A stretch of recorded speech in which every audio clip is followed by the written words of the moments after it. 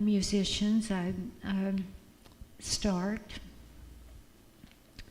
I have something I want to say, and it's something that's been building in me for a while, and that is that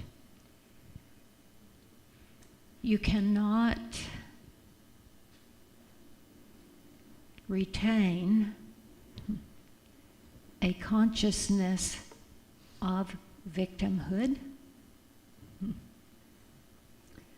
and move forward in your life. You cannot claim a sense of smallness, giving your power away to others, and claim a higher consciousness in your life. You cannot do it. I know I have served with several organizations over the years, and some I've seen grow, and then some I've seen stagnate, and I've prayed over why does that occur. And I've prayed over the difference between becoming I never use the words warrior or fight or any of those words that sound like I'm going to be at war with something. I'm not. I claim peace over all things.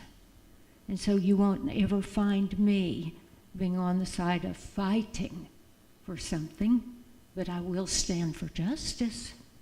I'll do that. But I'm not a warrior. And I think Jesus told us that too.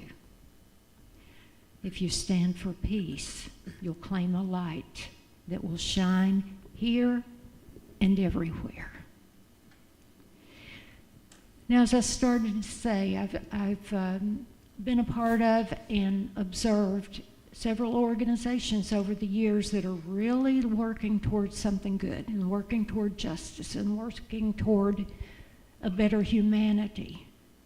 But here's what I've observed about some, and that is when they claim victimhood as their consciousness, and all they do is start looking at and complaining about how they've been wronged. The other person is wrong and they're right, and they consider themselves victims. They are never, ever going to get ahead. Ever. I'm not saying that injustice doesn't happen. It does. We know that. And if we see it right in front of us, and we're required to stand up and do something about it, aren't we? Or not participate in things that stand for injustice. But I can guarantee you, as a person, as a church, as an organization, as a family, as a whatever,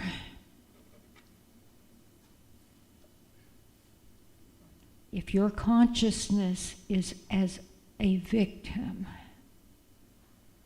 you are not going to grow into your power.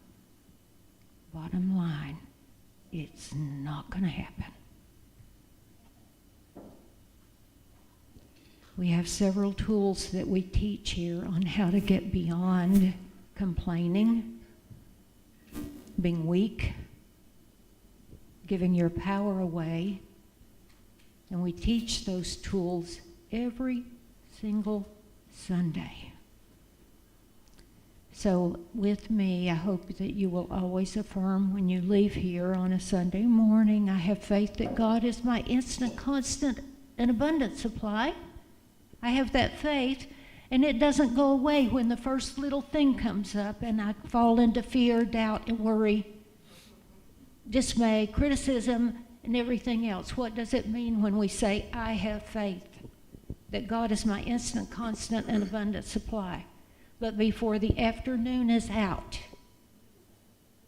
we're falling into fear. The world's fallen and, going to heck in a handbasket. We're worried about this, we're worried about that or the other.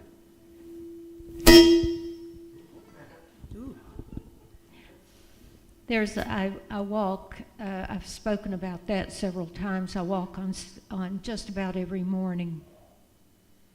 And I'll typically walk about 2 miles. And then by the time I get back to our house, just about a block away, there's a house where the people that live there, I guess they're just, it's so much fear.